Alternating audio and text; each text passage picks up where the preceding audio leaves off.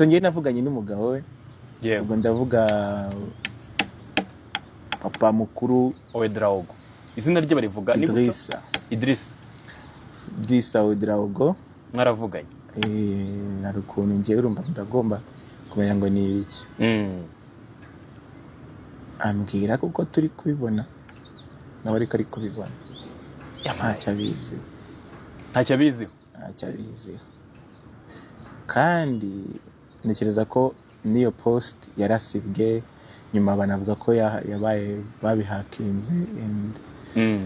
uko nguko rero ni ukuvuga ngo iyo umwe muri bo mu bari kuvugwa nta kintu abizi ibindi byose numva kuri social media ni amagambo kuko nimba uri kuvugwa mu mwandiko ntacyo abiziho wowe ubizi nta n'icyo ari kubivugaho ubizi iki icyo ari kubivugaho ari kukivuga ko ari kuvuga ko ntacyo abiziho icyo nicyo ari kubivugaho ariko icyo nabonye cyo ni kimwe biba ari byo cyangwa atari byo urugo